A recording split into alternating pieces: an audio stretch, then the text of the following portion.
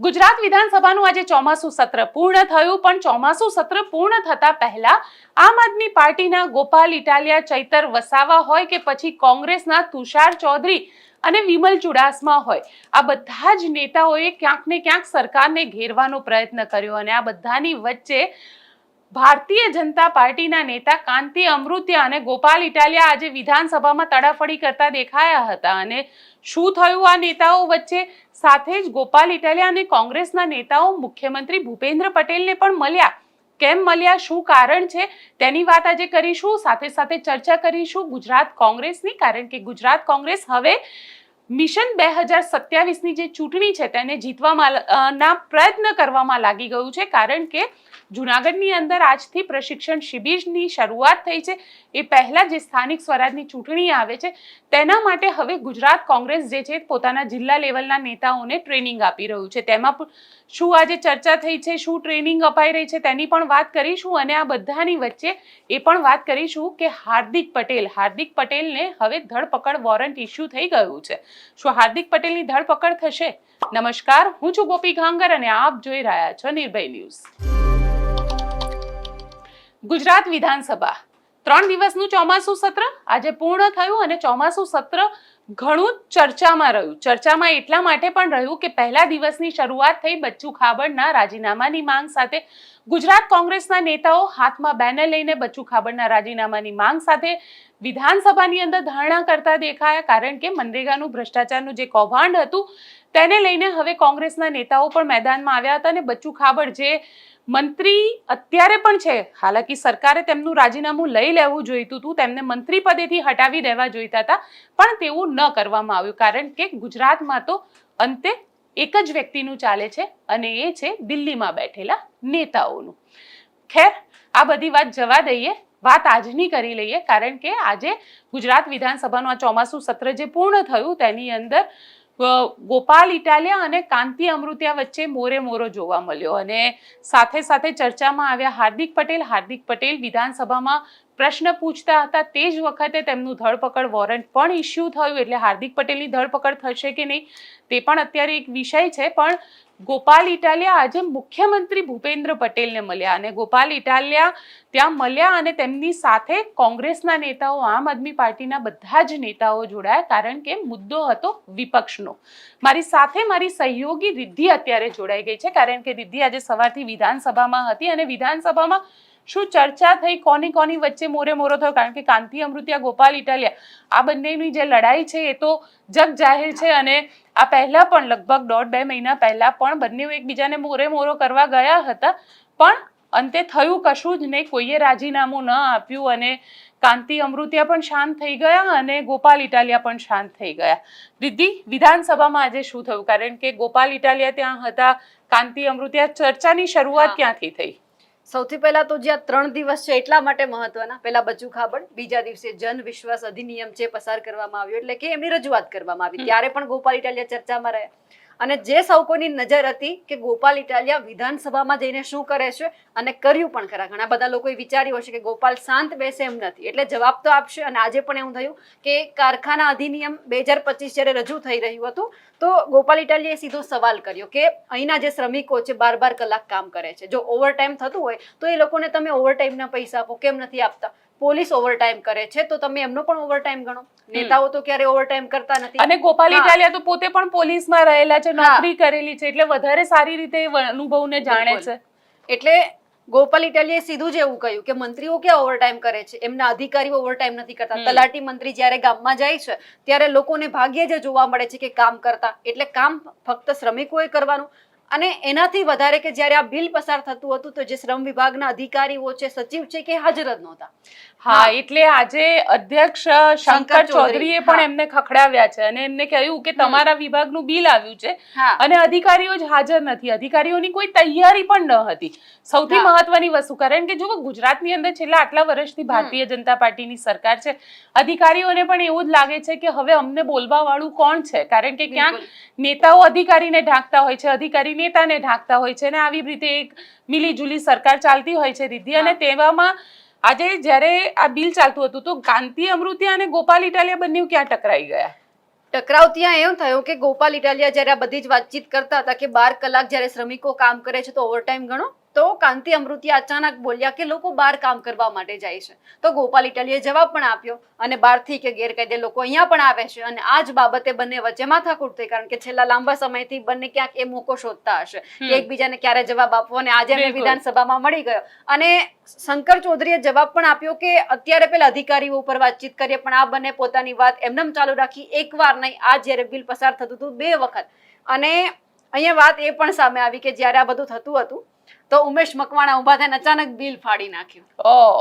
એટલે ઉમેશ મકવાણા જે આમ આદમી પાર્ટીના ધારાસભ્ય છે, જેમને આમ આદમી પાર્ટીમાં રહેવું નથી અને એમનું એવું કહેવું છે કે આમ આદમી પાર્ટીમાં રહેવાથી કોઈ જેમાં કામ થતા નથી, એટલે અત્યારે એમને સસ્પેન્ડ કરેલા છે, એટલા માટે એ ધારાસભ્ય છે. અને ધારાસભ્ય તરીકે આજે જ્યારે વિધાનસભામાં આવ્યા તો ઉમેશ મકવાણાએ આ જ બિલને ફાડી નાખ્યું, વિધાનસભા ગૃહની અંદર આ બિલને ફાડ્યું. અને એમની માંગ હતી કે પ્રાઇવેટ સેક્ટરમાં પણ અનામત હોવું જોઈએ અને એમણે વિરોધ કર્યો. અને એમણે પણ એક સવાલ ઉઠાવ્યો કે તમામ ધારાસભ્યએ 12 કલાક કામ કરવું જોઈએ. તો અચાનક અર્જુન મોઢવાડિયા છે ઉભા થઈ ગયા, એ કે તમામ ધારાસભ્ય 24/7 કામ કરે જ છે, એટલે તમારે કહેવાની જરૂર નથી. તો એનો મતલબ એવો થાય કે ઉમેશભાઈ કામ નહીં કરતા હોય તો એમને ખબર નહીં હોય કે બાકીના ધારાસભ્ય આખો રાત દિવસ મહેનત કરે છે. એટલે જનતાને ખબર છે કે એમના નેતાઓ શું કામ કરે છે, અને 24 કલાક 365 દિવસ કામ કરે છે કે નહીં એ જનતાએ નક્કી કરવાનું છે. કારણ કે જ્યારે રોડ ઉપર ખાડા પડી જાય છે અને જનતા ખરેખર પાણીની અંદર હોય છે, કે જે રીતે અત્યારે સુઈગામની સ્થિતિ છે, આજે ગેનીબેન ઠાકોર સૌથી વધારે ચર્ચામાં રહ્યા, કારણ કે ગેનીબેન ઠાકોર જે ત્યાંના લોકસભાના સાંસદ છે તે જુનાગઢ પહોંચ્યા છે, પણ કદાચ સુઈગામના એ બાઢ પ્રભાવિત વિસ્તારની અંદર આપણને જોવા નથી મળ્યા રીતિ.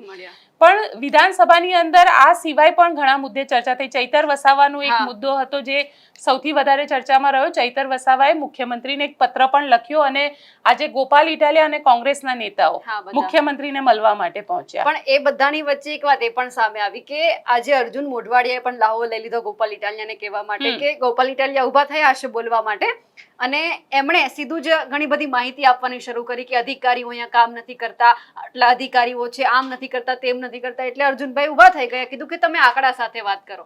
તમે એક એવા ધારાસભ્ય છો જો પહેલી વાર ગૃહમાં આવ્યા છો, ધારાસભ્ય બન્યા છો, અમે બધા તો વર્ષોથી બેઠા છીએ અને આ બધું ઓન રેકોર્ડ હોય છે, ભલે લાઈવ ના હોય, એટલે તમારે આંકડો આપવો જોઈએ. આટલા અધિકારી તો કેટલા 200 અધિકારી છે, તમે 500 અધિકારીઓને કહી રહ્યા છો. એટલે અર્જુનભાઈ પણ એમને કહી જ દીધું કે પહેલી વાર તમે બન્યા છો, અમે તો વર્ષોથી અહીંયા છીએ. એટલે બની શકે કે ગોપાલ ઇટાલિયાને એવું લાગ્યું હોય કે પબ્લિકની વચ્ચે સ્પીચ આપતા હોય છે અને પબ્લિક તાલી પાડતી હોય છે અને પબ્લિકને ગમે એવું બોલતા હોય છે કે વિધાનસભામાં પણ એવું બોલીશું તો ચાલશે. પણ આ વિધાનસભા છે ગોપાલભાઈ, જાળવી જાઓ, કારણ કે વિધાનસભામાં આંકડા સાથે, ડેટા સાથે વાત કરવામાં આવે છે, સરકારી ડેટા સાથે વાત કરવામાં આવે છે, એટલે આ ડેટા સાથે તમારે પહોંચવાનું હોય છે. પણ ચૈતર વસાવાને લઈને પણ આજે ચર્ચા ખૂબ થઈ, કારણ કે ચૈતર વસાવા છેલ્લા 63 દિવસ જેલમાં રહ્યા બાદ 3 દિવસની તેમને જામીન આપવામાં આવી હતી રીતિ. અને આજે કોંગ્રેસનું અને આમ આદમી પાર્ટીનું ડેલિગેશન મુખ્યમંત્રીને મળ્યું, તો ત્યાં આગળ શું વાતચીત થઈ, શું ચર્ચા થઈ? વાતચીત એ પણ થઈ છે કે ગોપાલ ઇટાલિયાએ એવું કહી દીધું કે અમારા જે લડાયક નેતા છે, જે આદિવાસી માટે વિચારી રહ્યા છે, કામ કરી રહ્યા છે, તો પછી એમની પાછળ જ કેમ આ બધું થાય છે.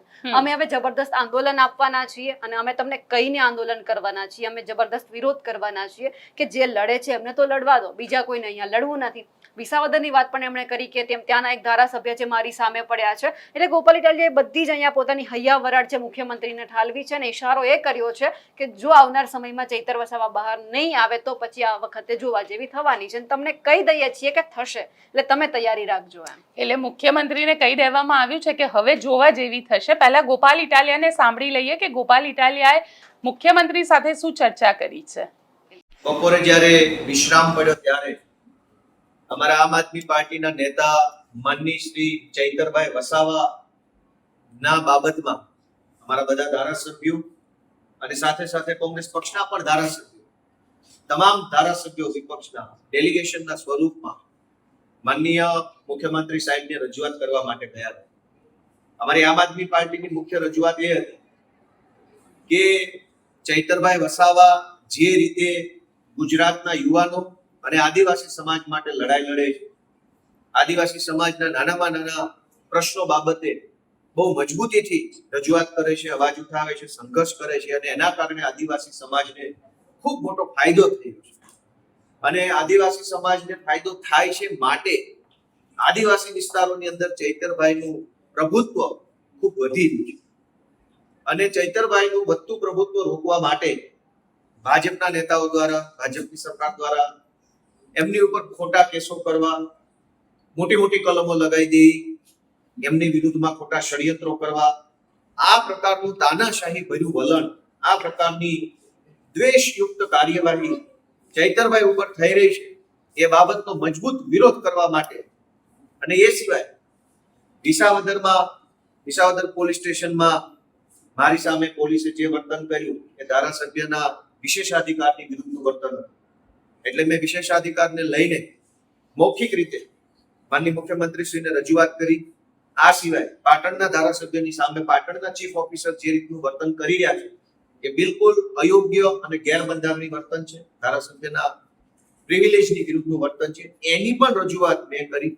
આમ વિરોધ પક્ષના ધારાસભ્યોની સામે અને વિશેષ રૂપમાં અમારા ચૈતરભાઈ વસાવાની વિરુદ્ધમાં જે રીતે સરકારી તંત્ર ખોટી રીતે, દ્વેષપૂર્ણ રીતે, મનસ્વી અને એકતરફી રીતે ભાજપના ઈશારે કામ કરે છે, એ આવી કાર્યવાહી બંધ કરી દેવી જોઈએ, તાનાશાહી બંધ કરી દેવી જોઈએ, વિરોધ પક્ષોને દબાવવા માટેની કોશિશ ન કરવી જોઈએ.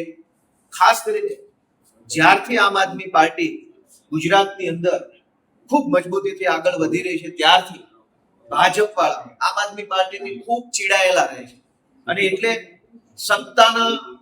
સત્તાની તાકાતથી અમારું ગળું દબાવવાની કોશિશ કરે છે. કે દબાવવાનું છે નહીં. અમારા કાશ્મીરના ધારાસભ્ય મહેરાજ મલિકની ખોટી રીતે ધરપકડ કરી લેવામાં આવી. શું કામ? કેમ કે આમ આદમી પાર્ટીના ધારાસભ્ય છે અને વિધાનસભાના ગૃહમાં ખૂબ બોલે છે જનતા માટે. ખોટા કેસમાં, વાહિયાત બાબતોમાં આજ અમારા ધારાસભ્યની ધરપકડ થઈ ગઈ. પણ કાશ્મીરમાં અમારા ધારાસભ્ય ચૈતરભાઈ વસાવાની ધરપકડ કરેલી છે. આજે જ અમારા દિલ્હીના ભૂતપૂર્વ ધારાસભ્ય અને પાર્ટીના દિલ્હી રાજ્યના અધ્યક્ષ સૌરભ ભારદ્વાજના ઘરે ઈડીના માણસો મોકલવામાં આવ્યા. એના થોડાક દિવસ પહેલા અમારા બીજા નેતાના ઘરે પણ ઈડીના માણસો મોકલવામાં આવ્યા.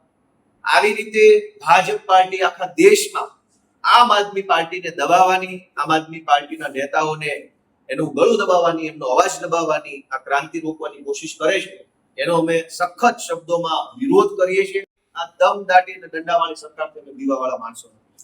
અમે તમારી ઈડી, પીડી, સીડી જે કાંઈ હશે એ ચેલેન્જને સ્વીકારી લઈશું, એ પડકારોને પણ ઝીલી લઈશું અને પડકારો ઝીલીને આગળ વધશું.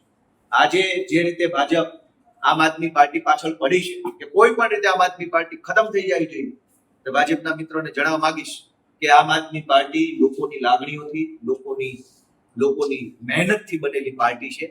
કોઈ એક વ્યક્તિની કે સંસ્થાની પાર્ટી હોત તો ખતમ થઈ શકે, પણ કરોડો લોકોના દિલની સંવેદનાઓથી બનેલી પાર્ટી છે. એને સત્તાની તાકાતથી ખતમ નથી કરી શકાતી. અમે ભાજપના આ તાનાશાહી ભર્યા વલણનો સખત કડક વિરોધ કરીએ છીએ અને એની સામે સંઘર્ષ કરીને લડતા રહીશું.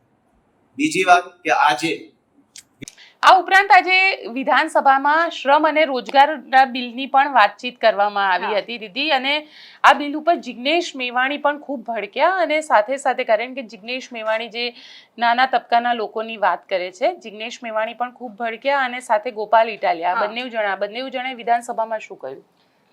જે શ્રમિકોને કામ કરવાની વાતચીત છે, એમનો એક જ મુદ્દો છે કે તમે કામના કલાકો ગણો છો તો બધા માટે સરખા.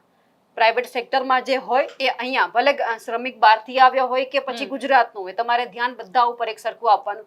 વહાલા દવલાની નીતિ ના હોવી જોઈએ. શ્રમિક છે તો એક મંત્રીએ એવું પણ કહ્યું કે પ્રમોશન મળે છે ને સારું કામ કરે. હવે શ્રમિક કામ કરે છે તો એમને પ્રમોશન ગમે ત્યારે મળે, પણ ફરક કેમ છે તમારામાં? એટલે આ તમામ બાબતે પછી ગોપાલ ઇટાલિયા ભડક્યા, જિગ્નેશ મેવાણીએ પણ આ ઉપર નિવેદન આપેલું છે.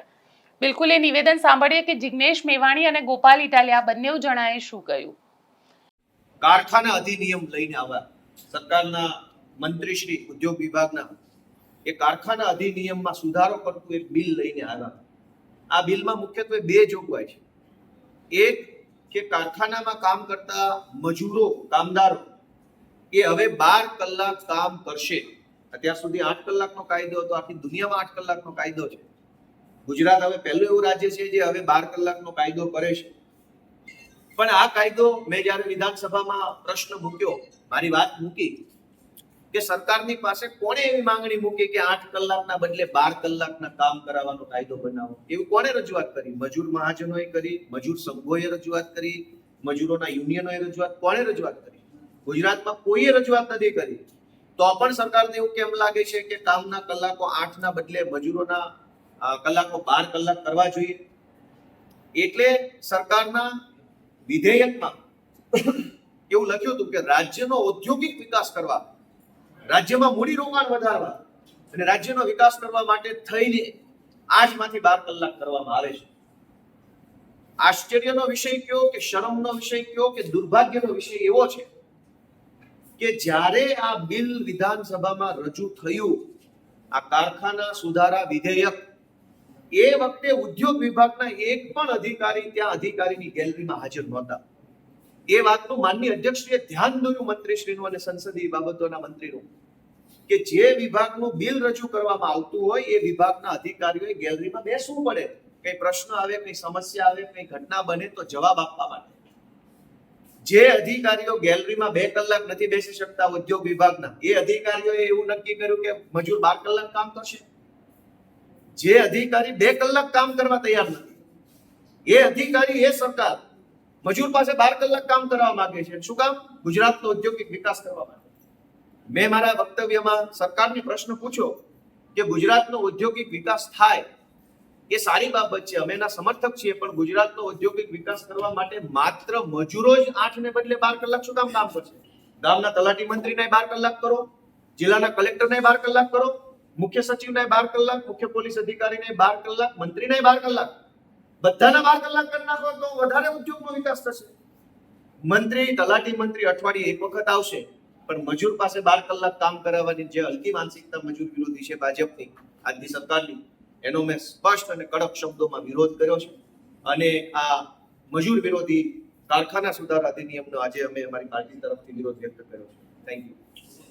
ગુજરાતમાં સરકારી કચેરીઓમાં, ખાનગી એકમોમાં, ફેક્ટરીઓમાં, કારખાનાઓમાં ક્યાંય પણ લઘુત્તમ વેતન લાગુ પડતું નથી. સરકારી કચેરીઓ જુઓ, તમે જિલ્લા સેવા સદન જુઓ કે સર્કિટ હાઉસ જુઓ, મોટાભાગના આઉટસોર્સિંગ ને કોન્ટ્રાક્ટના કર્મચારીઓને મિનિમમ વેજ આપતા નથી, સેલરી સ્લીપ આપતા નથી, એનો પીએફ કાપાતો નથી. આ ભયંકર શોષણ જ્યારે ઓછું હતું એમ કામદારોના કામના કલાક ઘટાડીને 8 માંથી 6 કરવાના બદલે પૂંજીપતિઓની ચાપલુસી કરવામાં માનતી, ઉદ્યોગપતિઓની ચાપલુસી કરવામાં માનતી આ ગુજરાતની ભાજપ સરકાર ગુજરાતના શ્રમજીવીઓનું મહાભયંકર શોષણ કરવાના બદ આશયથી કામના કલાકો 8 માંથી વધારીને 12 કરવા માટેનું, 12 કલાક સુધી લઈ જવા માટેનું બિલ લાવી છે. બિલમાં એવી પણ જોગવાઈ કરી છે કે બહેનોએ પણ રાત પાળીમાં કામ કરવાની છૂટ મળશે. અનેક અભ્યાસો પરથી પ્રસ્થાપિત થયું છે કે કામના સ્થળો પર દીકરીઓની, બહેનોની, માતાઓની સુરક્ષા નથી. એમની સાથે સેક્સ્યુઅલ હેરેસમેન્ટ, સેક્સ્યુઅલ અબ્યુઝ અને ઇવન બળાત્કાર સુધીની અતિ ગંભીર, અતિ સંગીન ઘટનાઓ બનતી હોય છે. આ કામના સ્થળો ઉપર, ફેક્ટરીઓમાં, ઉદ્યોગોમાં જે બેન દીકરી માતાઓ સેક્સ્યુઅલ હેરેસમેન્ટનો ભોગ બનતી હોય છે, એમને ન્યાય આપવો, એમને પુખ્તા સુરક્ષા આપવી, આ બધામાં આપણી સરકાર, ગુજરાતની ભાજપ સરકાર ફેલ ગયેલી છે. અત્યારે સ્કેન્ડિનેવિયન કન્ટ્રીમાં, હમણાં હાઉસમાં હું બોલ્યો, યુરોપના કેટલાક દેશોમાં, સ્કેન્ડિનેવિયન કન્ટ્રીમાં એવી ડિમાન્ડ છે કે સોમથી શુક્ર જ કામ કરીશું, એ પણ દિવસના 6 કલાક. પણ ગુજરાતની સરકાર એવી વિચિત્ર છે કે કામના કલાકો ઘટાડીને 8 માંથી 6 કરવાના બદલે 12 કરવા માંગે છે. આ એક અમાનવીય, ગેરબંધારણીય અને શ્રમજીવીઓની ભયંકર શોષણ કરનારો કાયદો છે. એનો કોંગ્રેસ પક્ષ વતી, ગુજરાતના એક નાગરિક અને ધારાસભ્ય વતી હું સખત શબ્દોમાં એની ટીકા કરું છું, એને વખોડું છું અને રાજ્ય સરકાર જોડે માગણી કરું છું કે કોઈ પણ સંજોગોમાં આ બિલને પરત ખેંચવું જોઈએ. ઇન્ટરનેશનલ લેબર ઓર્ગેનાઇઝેશન ILO અને WHO, વિશ્વ આરોગ્ય સંસ્થાએ સાથે મળીને 2021માં એક રિપોર્ટ પ્રકાશિત કર્યો. એ રિપોર્ટના કહેવા પ્રમાણે છેલ્લા 5 વર્ષમાં 8 થી વધુ કલાકો કામ કરવા બદલ દુનિયામાં 7.44 લાખ શ્રમિકોના મોત થયા. શું ગુજરાતની ભાજપ સરકાર એવું ઈચ્છે છે કે ગુજરાતનો શ્રમજીવી કેમિકલની ફેક્ટરીઓમાં, ઈંટોના ભઠ્ઠાઓમાં, કન્સ્ટ્રક્શનની સાઇટમાં, અકીકના કારખાનાઓમાં અમાનવીય પરિસ્થિતિમાં જે કામ કરવા મજબૂર બન્યો છે, એ પણ હૃદયરોગ અને અન્ય જીવલેણ બીમારીનો ભોગ બની બીજા મજૂરોની માફક મોત વાલું કરે. રાજ્યની સરકાર ખરેખર જો સંવેદનશીલ હોય તો તાબડતોબ આ ફેક્ટરી એક્ટનો સુધારો પાછો ખેંચવો જોઈએ. ગુજરાત વિધાનસભાનું આ 3 દિવસનું સત્ર એટલે પણ દિલચસ્પ રહ્યું કે અહીંયા આગળ ગોપાલ ઇટાલિયા આ વખતે પહેલી વાર હતા અને ગઈકાલની જો વાત કરવા જઈએ દીદી તો ગઈકાલે ગોપાલ ઇટાલિયા વિધાનસભાના ગૃહમાં બેઠા હતા અને ત્યાંથી મુખ્યમંત્રીનું અંતર લગભગ 30 મીટરનું હશે અને 30 ફૂટનું જે અંતર છે એટલું અંતર છે અને ગૃહના દ્રશ્ય જે આપણે જોતા હોઈએ છે તો ગૃહની અંદર કોઈ એક નેતા બોલવા માટે ઊભા થતા હોય છે ને આખું ગૃહ જે હોય છે એમને સાંભળે છે અને સામે અધ્યક્ષ બેઠા હોય છે. એટલે ગઈકાલની જે ચર્ચા છે એ ચર્ચામાં શું દિલચસ્પ વાત સામે આવી? જ્યારે આ જનવિશ્વાસ અધિનિયમ પસાર થતું હતું કે એમની રજૂઆત થતી હતી તો સૌથી પહેલા તો જ્યારે ગોપાલ ઇટાલિયા બોલવા થયા એટલે એ વધારે પડતા બોલતા હશે તો શંકર ચૌધરીએ એમને ઊભા રાખ્યા કે ઊભા રહી જાવ એમને ટોક્યા. પણ ગોપાલ ઇટાલિયા એમનું પણ ના માન્યા અને એકદમ બોલવાની શરૂઆત એમણે ચાલુ રાખી, એમણે બંધ ના થયા. એટલે પછી શંકર ચૌધરીને પણ કહી દીધું અમારે તો આગળ આવવું છે પણ જો તમે આવવા દો તો કે મારે કે 30 ફૂટ આગળ આવવું છે જો તમે આવવા દો તો. એટલે ગોપાલ ઇટાલિયાને 30 ફૂટ આગળ આવવું છે. 30 ફૂટ આગળ એટલે કે જ્યાં આગળ મુખ્યમંત્રી બેસે છે. એટલે ગોપાલ ઇટાલિયાનું ક્યાંક જે મન મે લડ્ડુ ફૂટા વાળું જે સેન્ટેન્સ છે એ અહીંયા એકદમ પરફેક્ટ આવે છે કે ગોપાલ ઇટાલિયા ગૃહમાં પહોંચ્યા, હવે સપનું જોઈ રહ્યા છે મુખ્યમંત્રીની સીટ તરફનું. અને પછી આવનાર 2027માં એ પણ યાદ રાખવાનું કે મુખ્યમંત્રીનો ચહેરો બદલવાનો હોય. મુખ્યમંત્રીનો ચહેરો ઈસુદાન ગઢવી હશે, આમ આદમી પાર્ટીનો ગોપાલ ઇટાલિયા હશે, એક ચર્ચાનો મુદ્દો છે. ગઈકાલે ઈસુદાન ગઢવી સાથે મેં જ્યારે વાત કરી હતી ત્યારે ઈસુદાન ગઢવી હસવા લાગ્યા વાત સાંભળીને અને ઈસુદાન ગઢવીએ એવું કહ્યું કે આ તો હજી એ વખતનો મુદ્દો છે કે અમારો ચહેરો કોણ હશે, કારણ કે ગોપાલ ઇટાલિયા તો ધારાસભ્ય સુધી પહોંચી ગયા, એ પદ સુધી પહોંચી ગયા, વિધાનસભા સુધી પહોંચ્યા છે. ઈસુદાન ગઢવીને હજી પહોંચવાનું બાકી છે અને આમ જોવા જઈએ તો સૌથી વધારે જ્યારે 2022ની ચૂંટણી હતી અને 2022માં પત્રકારત્વ છોડીને ફિલ્ડમાં ઈસુદાન ગઢવી આવ્યા હતા રાજનીતિના ફિલ્ડમાં, ત્યારે ઈસુદાન ગઢવીને મુખ્યમંત્રી પદનો ચહેરો આપવામાં આવ્યો હતો અને કેજરીવાલ દ્વારા આપવામાં આવ્યો હતો. પણ અત્યારે સૌથી વધારે આમ જોવા જઈએ એટલે અમે લોકો અમારી ભાષામાં કહીએ તો અમે એવી ચર્ચા કરતા હોઈએ છીએ કે આખી આમ આદમી પાર્ટીમાં સૌથી વધારે ઇનસિક્યોર અગર કોઈ હોય તો એ ઈસુદાન ગઢવી છે. કારણ કે ઈસુદાન ગઢવી ગોપાલ ઇટાલિયા પાટીદાર સમાજમાંથી આવે છે જેનું પોતાનું એક વર્ચસ્વ છે, સમાજ તરીકેનું વર્ચસ્વ છે. ઈસુદાન ગઢવી જે છે એ ગઢવી સમાજમાંથી આવે છે. આમ જોવા જઈએ તો એટલું કોન્સન્ટ્રેટેડ વોટ બેંક નથી એટલે ઈસુદાન ગઢવી માટે થોડું ટફ છે અને એમાં પણ જામ ખંભાળિયાથી એમને લડવાનું છે જ્યાં મુળુભાઈ બહેરાની એ સીટ છે એટલે મુસ્લિમ વોટ પણ એટલું જ અસર કરે છે અને ત્યાં વિક્રમ માડમ જે છે એમનો પણ એટલો જ પ્રભાવ છે. તો તેવામાં ઈસુદાન ગઢવી માટે આ વખતે થોડું લડવું, આમ જોવા જઈએ તો જામ ખંભાળિયાથી જીતવું મુશ્કેલ ગણી શકાય. સાથે રીધી એ પણ આજે ચર્ચા કરવામાં આવી કે વિધાનસભા 2027ની તૈયારી હવે કોંગ્રેસે પણ શરૂ કરી દીધી છે અને કોંગ્રેસની આ શરૂઆત જુનાગઢથી કરવામાં આવી છે. પણ આ બધાની વચ્ચે એક વાત એ પણ રહી ગઈ છે કે આ બધું દિલચસ્પ રહે છે, ગોપાલ ઇટાલિયા, ચૈતર વસાવા, પણ હાર્દિક પટેલ માટે પણ એટલું મહત્વનું છે. બિલકુલ, હાર્દિક પટેલ કઈ રીતે ભૂલી શકાય, કારણ કે હાર્દિક પટેલ જેમના આજે વિધાનસભાની અંદર વાતચીત કરી રહ્યા હતા ત્યારે હાર્દિક પટેલ જ્યારે સવાલ પૂછતા હતા ત્યારે જ તેમના નામનું કોર્ટમાંથી વોરંટ ઇસ્યુ કરવામાં આવ્યું અને હાર્દિક પટેલની હવે ધરપકડ થશે કે નહીં એ સૌથી મોટો સવાલ છે રીધી અહીંયા આગળ. કેમ કે 2018નો આ મામલો છે, નિકોલનો મામલો છે, જ્યારે નિકોલની અંદર પરમિશન નહોતી આપવામાં આવી સભા કરવા માટેની.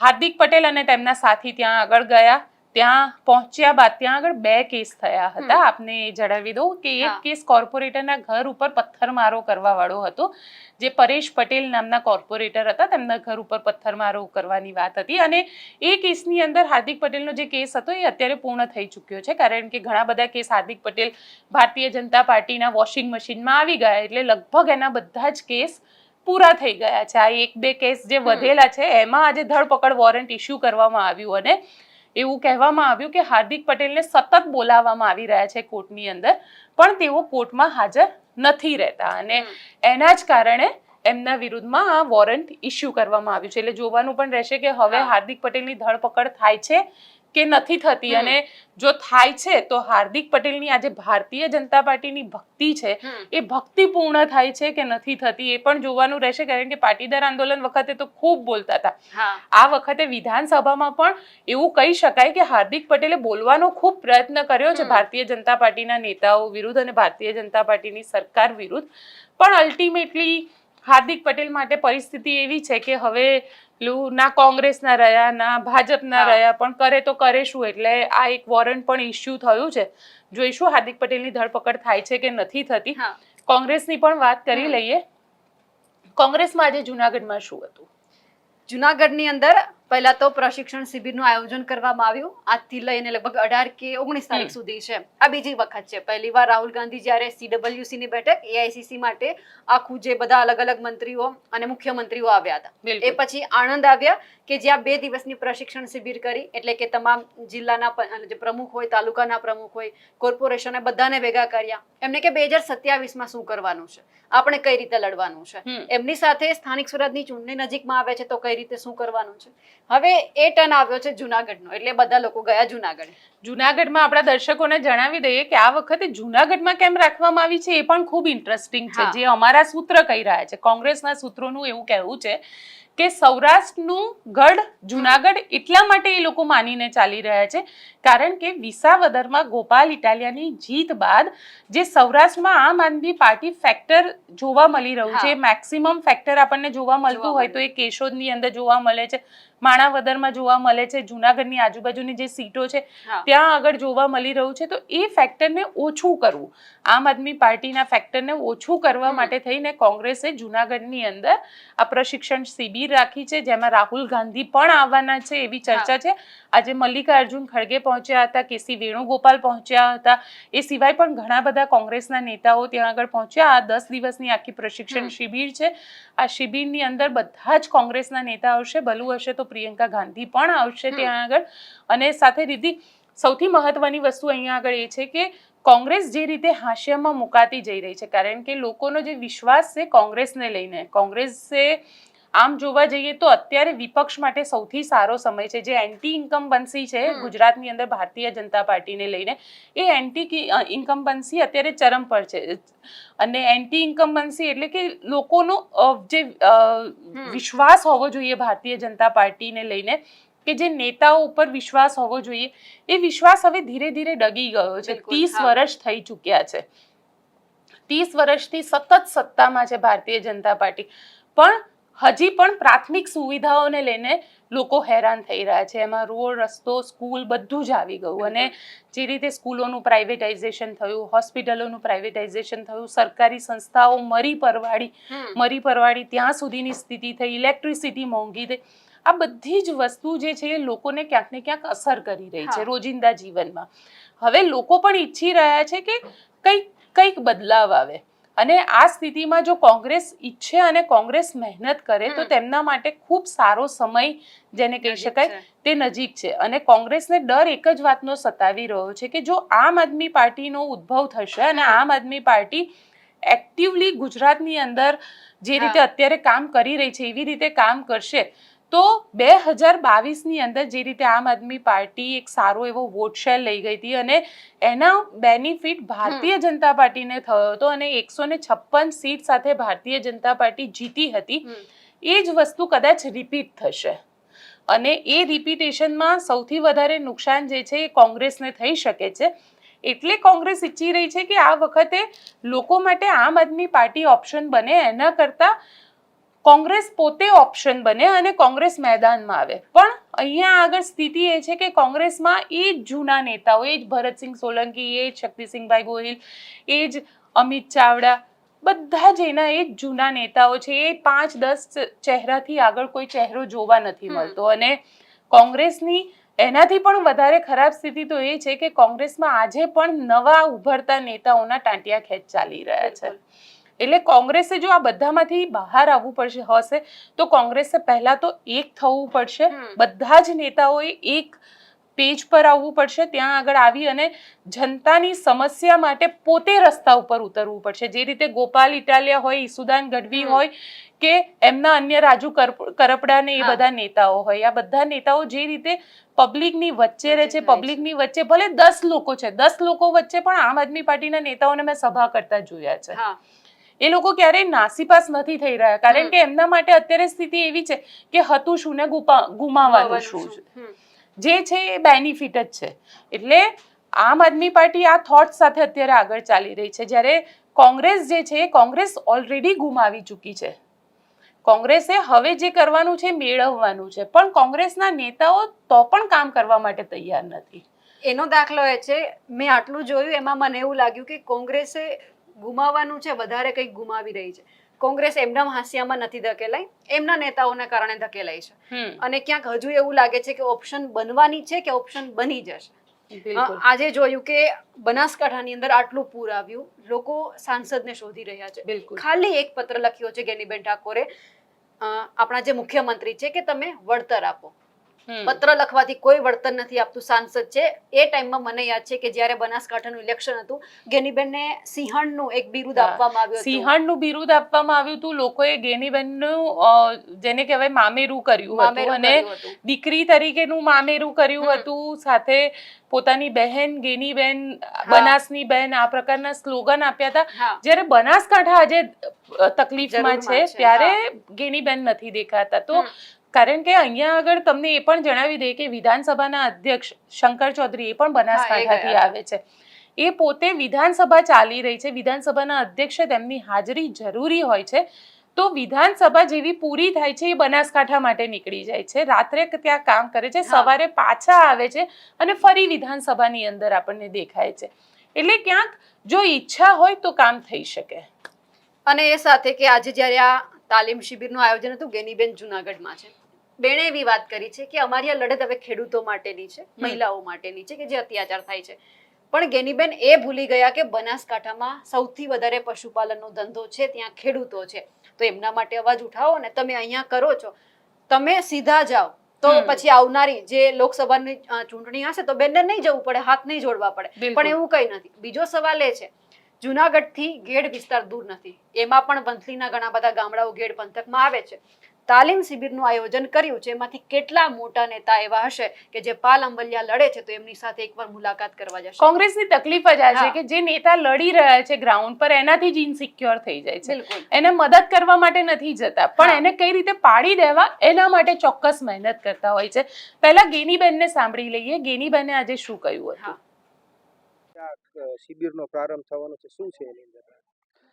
સૌ પ્રથમ તો સૌરાષ્ટ્રની ધરતી ઉપર કોંગ્રેસ પાર્ટીનું સંગઠન સૃજન અંતર્ગત જે સંગઠન માટેની જિલ્લા કોંગ્રેસ સમિતિના તમામ પ્રમુખોને 10 દિવસ તાલીમ આપવાની છે. એમાં દરેક તાલુકા કક્ષાએ બૂથ લેવલ સુધી કઈ રીતે કામ કરવું, અને વર્તમાન સમયમાં જે ગુજરાતના જે પ્રશ્નો છે, રોજગારી હોય, મહિલાઓનો એને પ્રોટેક્શનની વાત હોય, રોજગારીથી કરીને અનેક ખેડૂતોથી કરીને જે સમસ્યાઓ છે એ સમસ્યાઓ મીડિયાના માધ્યમથી ને કોંગ્રેસ પાર્ટી આંદોલન કરીને સરકાર સુધી પહોંચાડીને લોકોને કઈ રીતે મદદરૂપ થઈ શકે. અને આવનાર સમયની અંદર જિલ્લા પંચાયત હોય, તાલુકા પંચાયત, 2027 વિધાનસભાની ચૂંટણી, આ અત્યારથી કરીને કઈ રીતે પ્લાનિંગ કરવું એના માટેનો આ 10 દિવસનો જિલ્લા કોંગ્રેસ સમિતિના પ્રમુખોને એક વર્કશોપ તમામ બીજા રાજ્યોની અંદર જે મોડલ તેલંગાણા કે બીજા રાજ્યોમાં જે રીતે કામ કર્યું એ રીતે ગુજરાતમાં કોંગ્રેસ પાર્ટી કરશે. खड़गे जी यहाँ पे आए, एड्रेस क्या उन्होंने बताया?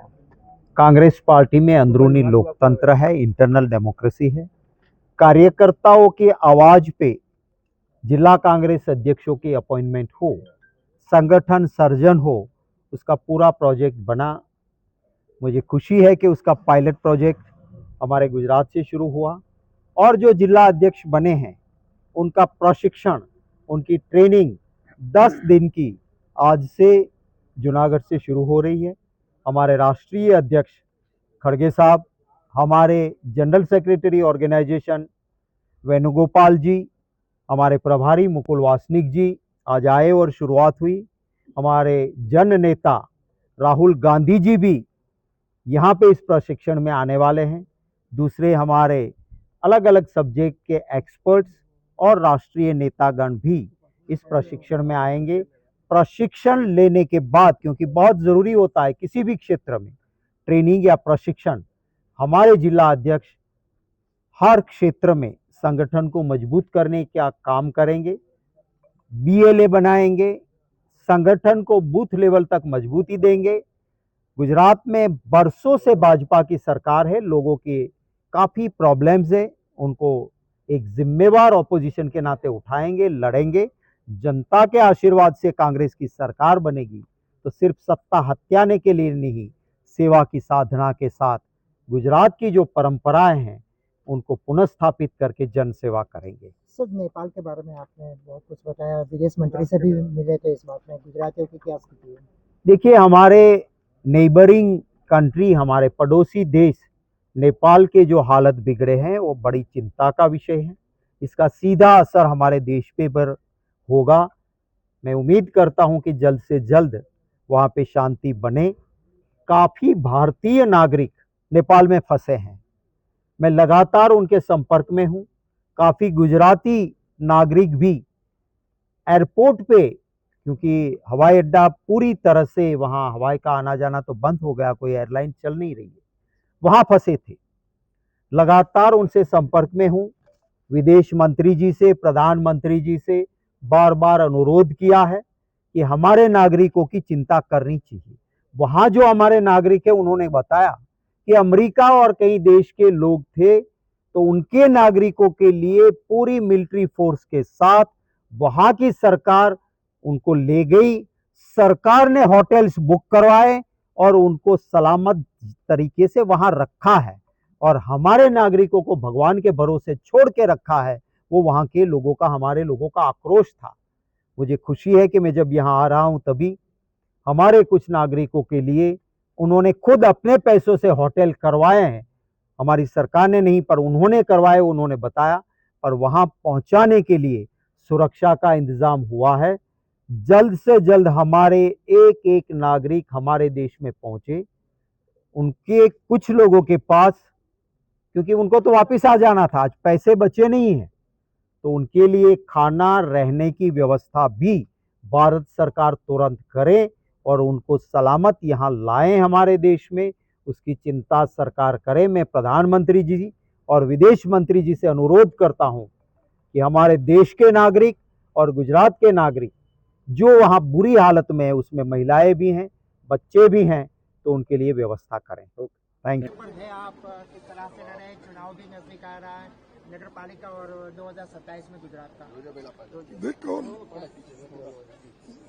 लोकतंत्र में ये कॉमन है लड़ना, इलेक्शन फाइट करना। हमारा मेन जो मुद्दा है, टारगेट है, संविधान को बचाना, लोकतंत्र की रक्षा करना। जिस धरती पे महात्मा गांधी जी, वल्लभ भाई पटेल जैसे लोग जन्म लेकर यहाँ हमको आजादी दिलाई देश के लिए, ये दो व्यक्ति हमारे लिए बहुत पूजनीय है और उनके वजह से देश एक भी है और आजादी भी मिली। और एक दो व्यक्ति भी ऐसे हैं जो देश में संविधान को सुरक्षित नहीं रहना चाहते और लोकतंत्र को भी बचाना नहीं चाहते और संविधान को भी बचाना नहीं चाहते। जो दो लोगों ने उन्होंने जो की उसको डिस्ट्रॉय करने वाले और एक दो लोग यहीं पर हैं। राष्ट्रपति चुनाव के बारे में नहीं, ये तो देखो, हमारे को मेजोरिटी नहीं थी, जितनी थे हमारे को मिले।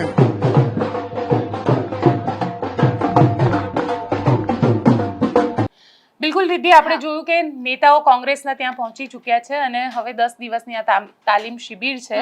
જોવાનું પણ રહેશે કે કોંગ્રેસમાં કેટલું ઇમ્પ્રુવમેન્ટ આવે છે અને એ પહેલા સ્થાનિક સ્વરાજની ચૂંટણી આવે છે, એટલે સ્થાનિક સ્વરાજની ચૂંટણીમાં કેટલું કોંગ્રેસ જીતે છે, કેટલી હારે છે અને જિલ્લા પંચાયતની અંદર શું રિઝલ્ટ આવે છે એ પણ આપણે જોઈશું.